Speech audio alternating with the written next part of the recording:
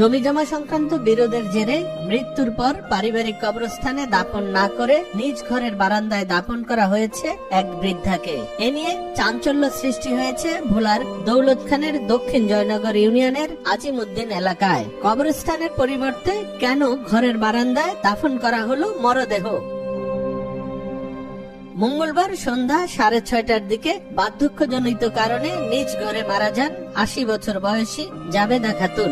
বুধবার সকালে বাড়ির উঠোনে জানাজা শেষে নিজ ঘরের বারান্দায় দাফন করা হয় বৃদ্ধাকে।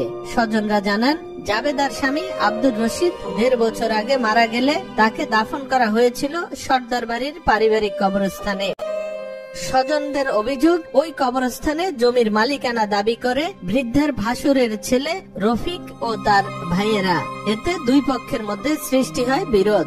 এমনকি সে সময় কবরের সঙ্গে অসম্মানজনক আচরণ করা হয় বলেও অভিযোগ করা হয়। সেই সঙ্গে জাবেদার টিনের ঘরের উপরে নির্মাণাধীন বহুতল ভবনের ছাদ তুলে দেয়া হয় বলেও অভিযোগ করা হয়।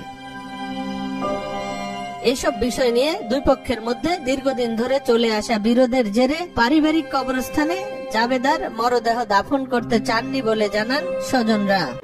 কেউ আমার মারে কয় না যে তোমরা আয়ো, তোমাকে লাশ কেন এখানে মাটি দিবা, আমাকে জায়গায় মাটি দেই। তো যখন আমরা জায়গা পাই নাই কি করব, তো আমাদের জায়গায় আমরা বেড়া খুললা বারিন্দার ভিতরে আমার আম্মারে মাটি দিছি। আমার মরা বাপের কবরে ঝাড়ু দিয়ে বেরিয়ে জুতা দিয়ে বেরিয়ে কয় বুড়াই মরছে, আমাকে জায়গায় মাটি দিছে। এই কথা আমার মায় শুনছে জীবিত থাকতে। শোনার পরে আমারও কিছু, বাবা তোর বাপের তো মানুষের জায়গায় মাটি দিছস, তো তুই আমার মানুষের জায়গায় মাটি দিস না, আমার জায়গায় আমারে মাটি দিস, আমার আর কিছু লাগবো না। তা আমার মান নসিহত আমি আদায় করছি। তারপর বৃহস্পতিবার সন্তানরা কবরটি পাকা করার কাজ শুরু করে।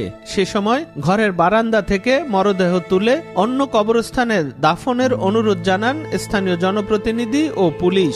তবে এতে অসম্মতি জানায় পরিবার।